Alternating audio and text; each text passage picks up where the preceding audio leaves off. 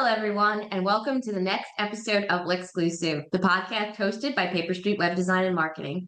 As always, I'm your host, Nancy. Thank you for joining us. And today I'll be joined by Pete, our CEO and general guru. Hi, Pete. Hello. And also, I'll be joined by Alex, our VP and Internet Marketing Director. Hello again, Alex. Hello.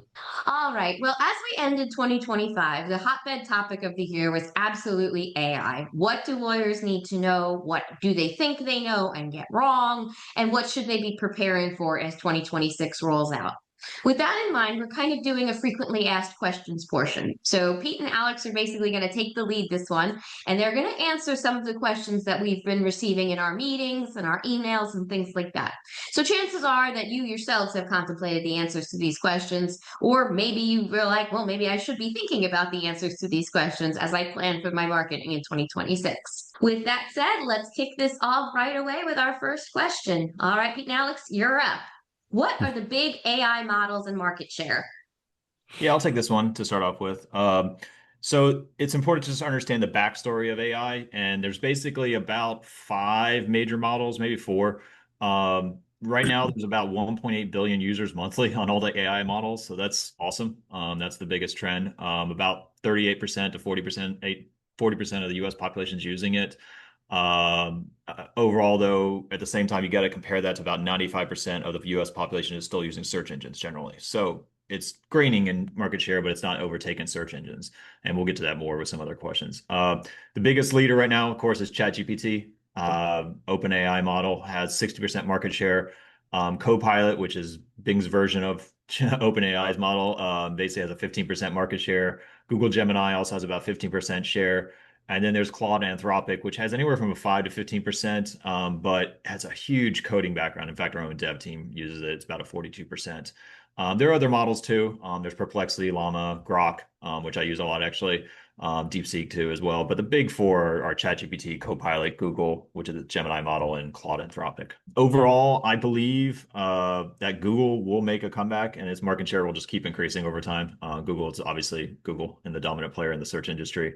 There are going to be a lot of specific models out though. For instance, again, our team uses Claude and Anthropic for dev work. It's great. It's just better, hands down, than using ChatGPT or Gemini or other things like that. They dip into those when they can't get quite the right answer that they want.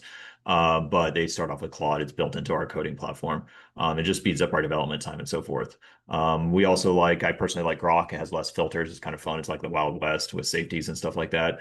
And then there's the Gemini Model 3 was released, I think on the 18th of November, and it's really made strides. So you can check out that one through Google as well. I think the biggest takeaway, like Pete was saying, is that it's somewhere in the 90 range, but 90% of Americans are still using search engines. I mean, that's the big thing. So it's again, is there that increase? Yeah, there's the increase of users that are going on to AI, but and like Pete said, we'll kind of get into that a little bit further. But it is still important to reiterate that. Pete, I know you talked about all the platforms as you seem to be well versed in all of them. Do we have one that we recommend our attorneys use over the other at this point, or just personal preferences? It's personal preferences right now. I personally, if it's a real serious topic, maybe helping me draft a contract or something like just something internal that I'm going to use and just double check. I'm an attorney myself, so I'm pretty good at drafting contracts. I've been doing it for 20 plus years, but just to double check me, make sure I have all the right clauses. Will throw it into all three models. So I'll throw it into ChatGPT, I'll throw it in Gemini, I'll throw it into Grok. Let them each come up with something different, and I'll have my contract drafted that I drafted, but they'll just be like, hey, what am I missing? And each one will come up with a few clauses, and they'll correct my grammar and things like that, which is awesome. So yeah, use them all. It's super easy to do, and it takes no more than a few minutes to type in your whole cut and paste. All right. Now, with that in mind, what percentage of those queries that we're talking about do we think are going to be answered by AI in search in 2026? How do we see this developing? Yeah, I think it's going to only increase. There's a Gartner forecast study that says about traditional search will drop about 25% in next year. It could be more, could be less. I mean, I'll know it once I have my in-laws and my parents. My dad hasn't started using it, but my in-laws are. So, once my, basic grandparent level start using it more, you're going to see it filter out to the rest of society, and that's when traditional search will, go off, not go offline, but be replaced. I just think it's really important, like we were talking about earlier.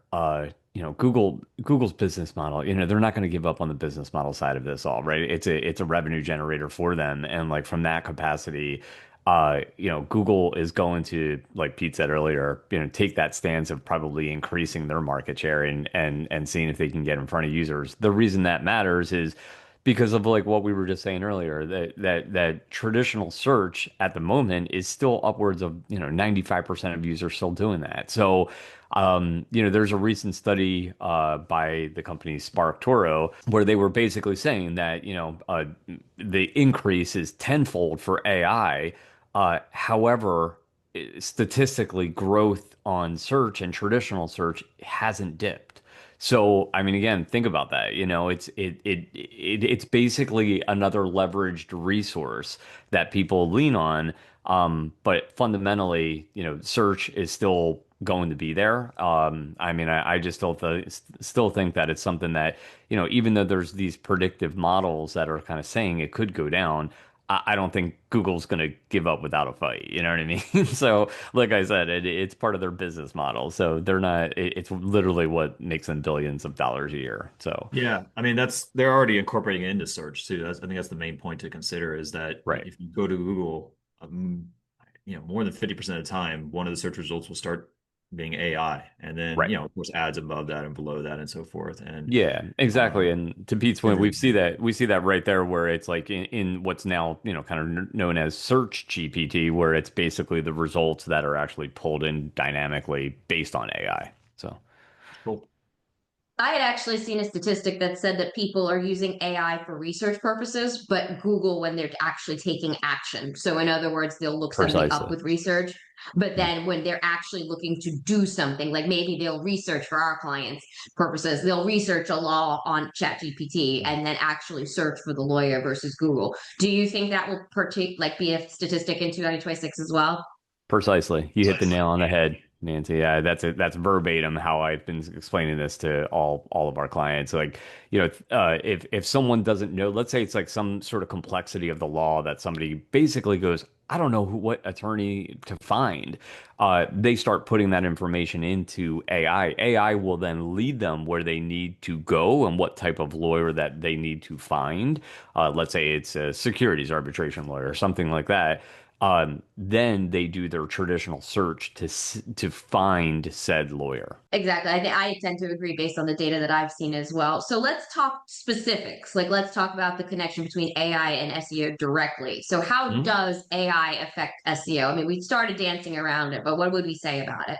So here's what's funny about it. The fundamental principles still matter. I mean, this is the thing that I've been saying to all of our clients all along, which is that if you're doing SEO properly, if you care about search in general, and you're doing what is in compliance, you actually shouldn't really have anything to worry about. It's affecting everything in a few key ways, but fundamentally the principles of what still apply, if you're doing everything again in compliance and right, is still fully baked in. So I'm sure people have heard about the EAT model, the EEAT, which is experience, expertise, authoritativeness, and trust. Those are all fundamental things that people should be doing when building out their site. And that's actually what AI leans on to get the information that they need.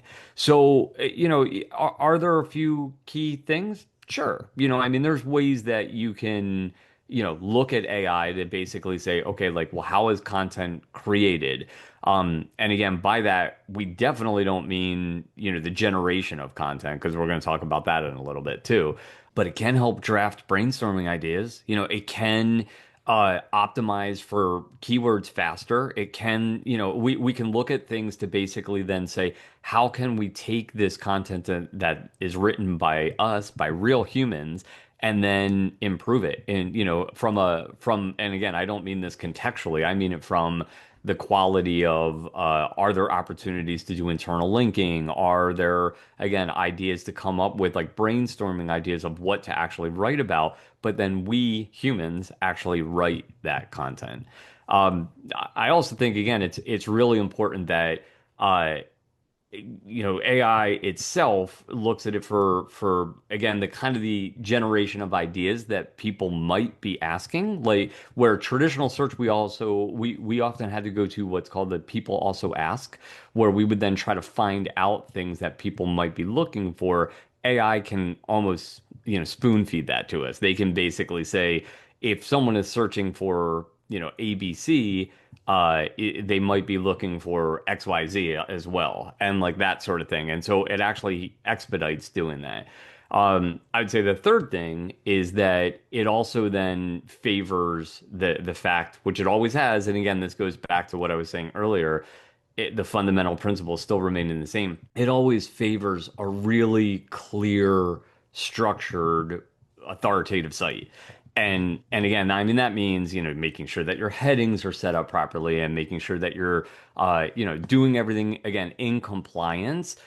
When you lean on AI, you can have it spot check. Like Pete said earlier, where you're looking at it and utilizing it for something like typing or grammar or something like that. You can do it on the same context of basically saying on a diagnostic level, is this still in compliance as it should be? So it's a wonderful resource to make sure that it's bolstering what you should be doing already. Yeah, I'll chime in here too. The key critical things on the how does it affect SEO with AI is indexing from my side, from the tech side. You want to make sure your site is indexed and is fast, and that ChatGPT and Gemini and Grok and all the and Claude and so forth can actually visit your site. So check your server logs, make sure that that your site is getting visited by them and getting indexed. Otherwise, you're not going to appear in the models. And then at the same time, check your results. Google. You used to say Google yourself, but go to ChatGPT, go to Gemini, go to those and ask questions like top lawyers in your area and so forth, whatever your practice areas and so forth. Best Atlanta estate planning lawyers or whatever, and see if you pop on the list. It's really cool to see when you are. So, and then if so, you've been indexed, you're in the models, you're good to go. And those will be the kind of the new ranking models going forward. Yeah. So what we've been talking about thus far, it seems as though AI is an enhancement for SEO best practices. So how would you kind of quickly summarize it to say that you can leverage AI for SEO? I mean it is exactly as you just said, Nancy. It's an enhancement. It's a tool. It's not a replacement. And I mean what again, one of the things I always say to all of our clients is AI can't replace firsthand experience, right? So I mean, what a wonderful way, or if everyone thinks about it from like, think of it as like a personal assistant.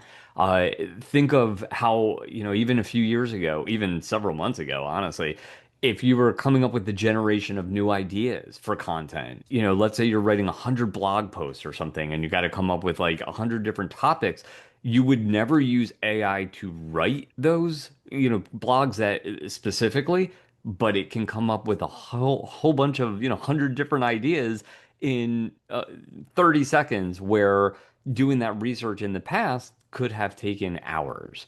Again, there might be a consolidation of keywords that you already have finalized, things that you're already targeting, but then you can put it into AI to say, this is what I'm targeting, but come help me with some other ideas. Come help me with some generation of other ideas. Help me with, leverage off of what I'm already utilizing and then come up with like better ways to do that. There's ideas on internal linking. Scan the site and basically say, as I've built out my site, and everyone should be doing this, by the way, but like adding to my site and building more content and building more content pages and primary pages, are there opportunities for increased internal linking that, again, from a diagnostic level? So it's an amazing robotic personal assistant, if you will. And that's, I think, one of the best ways it could be leveraged for specifically for SEO. Yeah, we can also use it to analyze competitors. You can quickly type in information about it and it'll kind of scan the websites and give you kickbacks, especially if you make a template or list of things you wanted to check on. So it can actually access the web and do those checks for you. It can track trends, can predict topics that will perform well and so forth. But overall, it can large data sets. We use it to format data as well a lot. It's really good at that. Yeah, and I think again, Nancy, to a point of saying like, kind of an efficient tool, that's the key. The key is to combine AI efficiency with us as humans, looking and ensuring that the accuracy and the data, and like I said earlier, the firsthand experience is still part of it.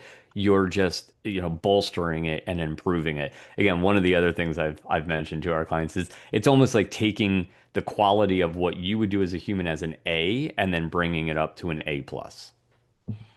Yeah, and I have to say too, in Alex, you're the king of SEO here at Paper Street, so I talk to our clients that aren't doing necessarily that, and I tell them that make sure you would do it as an enhancement because like a lot of times, well, I'll tell our lawyers, you need to blog. Are you blogging? You need to post on social media. You need to have a podcast. And then I'm like, they're like, we're not creative. We don't know how to do that.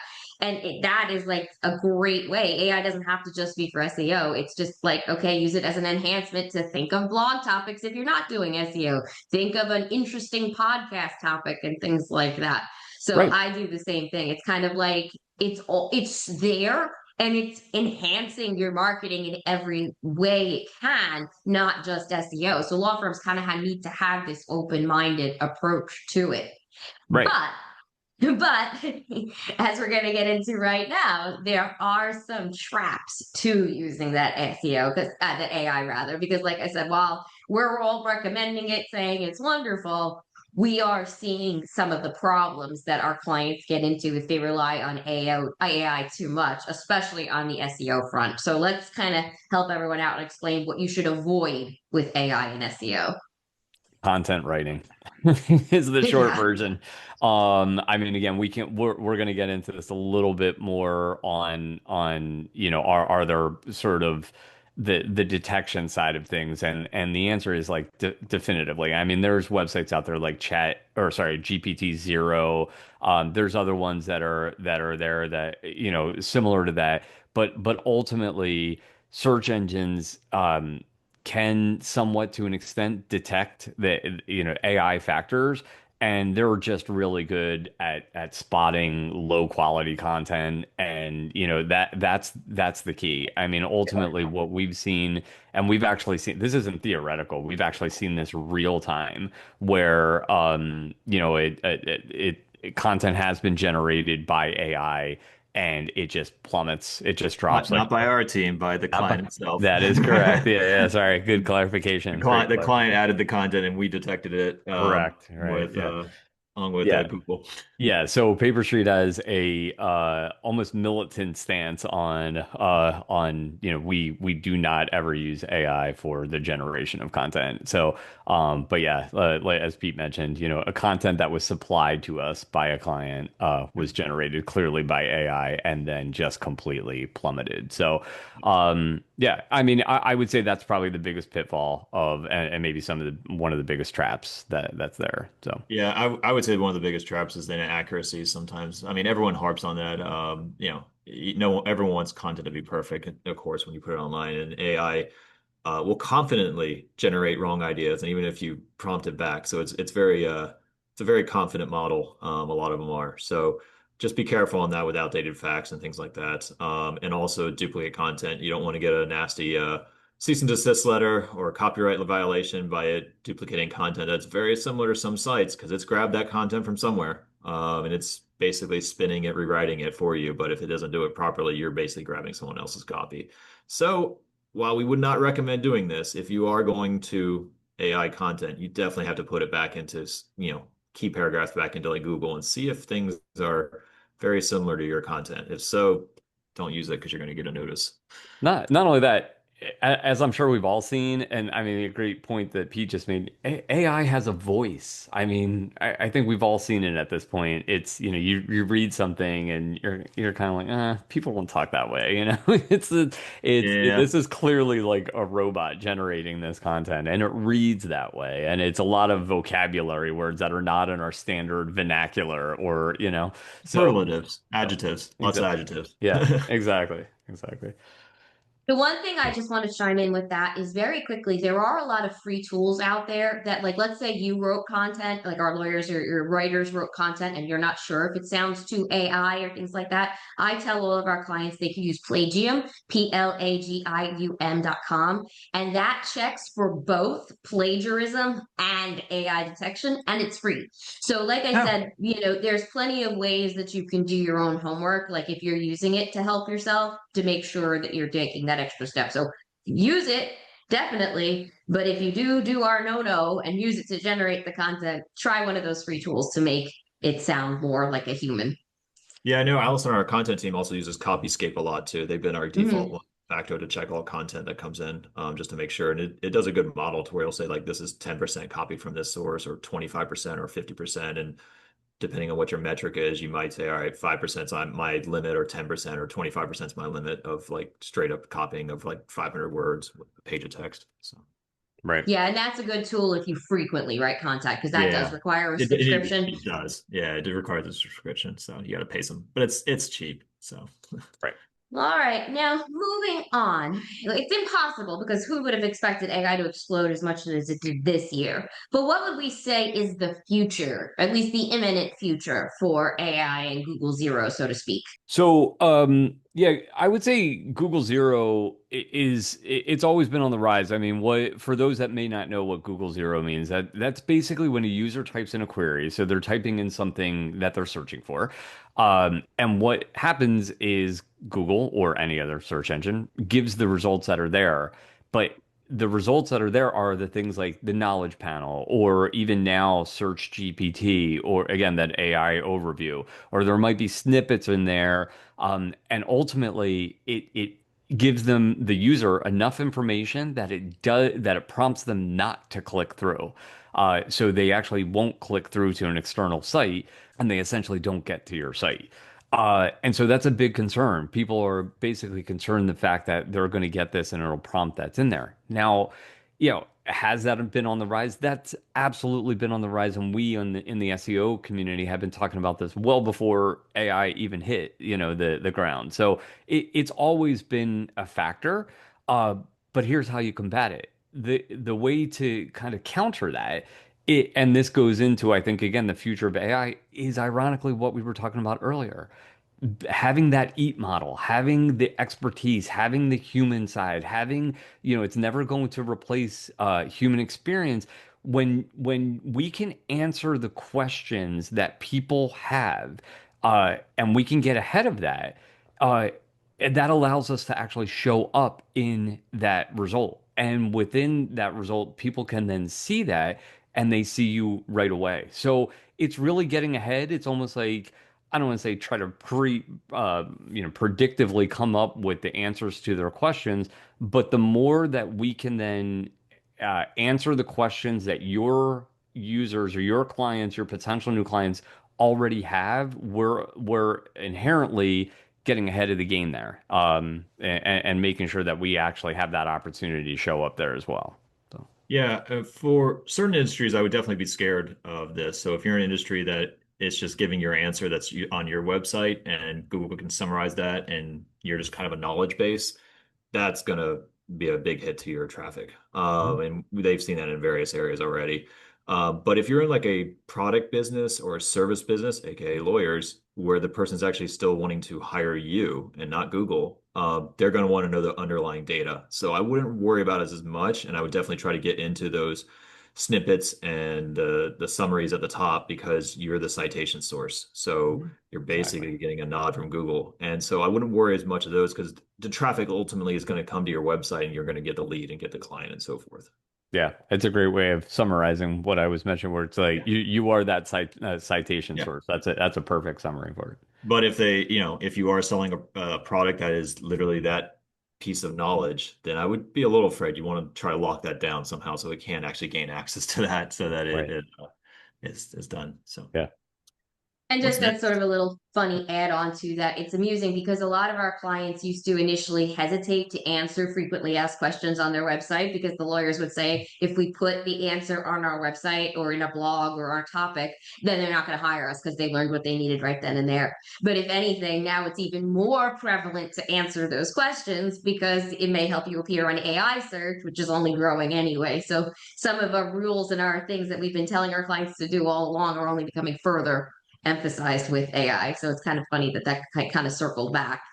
Right. Now, if we're trying to get that magical content snippet in AI, what do Mhm. we think what should our clients be doing? What are the best effective strategies for getting that content snippet to appear? Kind of like what we're just saying, answering those frequently asked questions, but what else? That's exactly right. I mean, again, it's like I don't mean to sound like a broken record, but it is that EAT model that I've referenced. It's again, AI can't replace firsthand experience. It's I say this time and time again to all of our clients. And like you just mentioned, Nancy, wonderful point. The FAQ, answer questions, that your real potential new clients are asking you at your firm. The questions that you can probably answer in your sleep. Be that source, be that citation source, as Pete mentioned as well. So, the more that we can get ahead of that, the more that AI favors your content to allow to show up in the snippets. Yeah, the clearer, you just got to be clear on your site. You want to show up AI generated summaries and so forth. Now, overall, how would you say that the top and the best performing sites, how are they structured? We talked about content, but what is the structural differences between the ones that are performing well with AI search? It's again, it's a clear, organized site. This is like as we were referencing earlier, using AI to basically look at it from a diagnostic level. Are there things that can be, kind of done and improved upon? But it's truly a blend. It's making sure that it's really good, structured, concise, well-organized content, but it's built in a really good development environment. In other words, the site is really good. It's adaptable. It's focused on what's called like the web core vitals. All of the stuff is basically healthy on a diagnostic level, and then that is actually what makes the difference. Yeah, my two bits would be speed, making sure your site can be indexed, like I said before. Have a reliable host, making sure that you have speed on the website and everything's indexed. Yeah. So, I think the one thing that to wrap everything up, the one question I think our audience may have is if they say they want to optimize for AI search in 2026, would you say that's really the same thing as saying it's basically SEO optimized as well? How would you distinguish? Yeah, I mean, fundamentally, I would. I always say to our clients, there's nothing further in a way that can be done to improve AI health that shouldn't then be done to improve SEO health. So it is symbiotically related. It's just writing naturally. It's improving the content of that firsthand experience. All of what we've gone through. So yeah, there's really nothing. And even, if someone ironically was to use AI to search that up, it would tell you, the fundamental principles are still the same. So, in other words, rather than SEO being dead, pairing it with AI is even more important than ever. Exactly. it's just, yeah, it's morphing. It's Taking it, morphing. right, taking it from an A to an A plus. Yeah. So, yeah. That'd be This is like awesome. our grading here. Yeah. All right, Pete. All right, Alex. Thank you both so much. I think we hopefully gave a good little dive into what our clients need to know about AI and SEO and hopefully what they can expect in 2026. Thanks to you both. Thanks to everyone for listening. As always, if you have any questions that you would like us to address on our podcast, we invite you to do so at paperstreet.com. Thanks, everybody. Until next time. Thanks Bye. all. Bye. Bye.